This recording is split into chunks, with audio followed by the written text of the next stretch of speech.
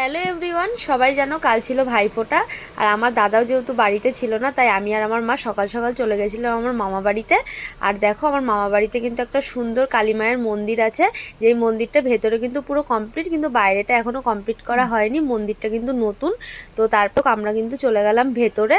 তো তারপর এখানে ভাইফোঁটা কিন্তু দেওয়া হয়ে গেছিলো, সেগুলো আর দেখাতে পারিনি। তারপর আমরা বসে গেছিলাম খেতে। এগুলো কিন্তু সব আমার মাসির মেয়ে, মানে আমার বোন হয়। আর ও দেখো সবসময় কিন্তু পোজ দিতেই থাকে। তো তারপর তোমাদেরকে আমি দেখিয়ে দিই আজকে দুপুরে খাওয়ার মেনুতে কী কী ছিল। তো ফার্স্টেই কিন্তু দিয়েছিল প্লেন সাদা ভাত, আর সাথে দিয়েছিল স্যালাড, আর তারপর দিয়েছিল কিন্তু পাঁচ তরকারি, যেটা আমার খুবই প্রিয়, আগেও তোমাদেরকে বলেছি। তো তারপর পাঁচ তরকারি দিয়ে কিছুটা ভাত খেতে না খেতেই দিয়েছিল কিন্তু এখানে অরলের ডাল। আর এই ডাল কিন্তু আমি আগে কখনো খাইনি, এই আমি ফার্স্ট টাইম খাচ্ছি। তাও যাই হোক, আমার কাছে মোটামুটি লেগেছিল। তো আমি এই পাঁচ তরকারি দিয়ে আর ডাল দিয়ে অর্ধেক মতো ভাত খেয়ে নিয়েছি। তো তারপর দিয়েছিল কিন্তু এখানে লাল লাল মটন কষা। তো দেখে তো বুঝতেই পারছো মটন কষাটা কেমন হয়েছে রান্না। আর খেতেও কিন্তু খুব ভালোই হয়েছে। তো এই দেখো, মটনের পিসগুলোও ছিল খুব বড় বড়।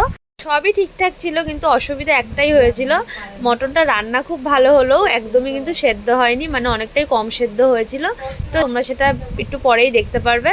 তো তারপর আমি কিন্তু ঝোল দিয়ে ভাত মেখে আলু দিয়ে খাচ্ছিলাম। এইবার হলো আমার আসল যুদ্ধ শুরু। একটা মাংসর পিস নিয়ে আমি কিছুতেই ছিঁড়তে পাচ্ছিলামই না। অবশেষে দাঁত দিয়ে টেনে এইটুকু মাংস ছিঁড়ে খেয়েছি। তো তারপর আমি ভাবলাম, যাক, আমি আলু দিয়েই ভাতগুলো খেতে থাকি, মাংসটা না লাস্টে খাবো। তারপর ভাতগুলো খেতে না খেতে এখানে চলে এসেছিলো চাটনি আর মিষ্টি। আর যারা আমার ভিডিও দেখো তারা হয়তো জানো আমি এগুলো কোনোটাই খাই না।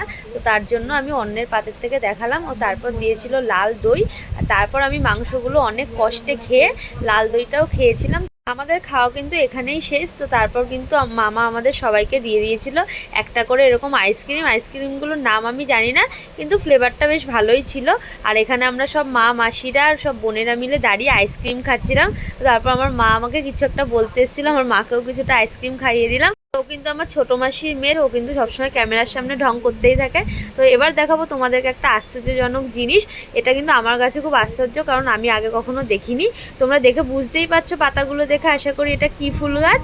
হ্যাঁ, অনেকে হয়তো চিনতে পেরেছে, এটা জবা ফুল গাছ। কিন্তু এরকম পার্পেল কালারের জবা ফুল আমি কিন্তু আগে কখনো দেখিনি। যদি তোমরা কেউ দেখে থাকো আমায় কিন্তু অবশ্যই কমেন্টে জানাবে। আজকের মতো টাটা।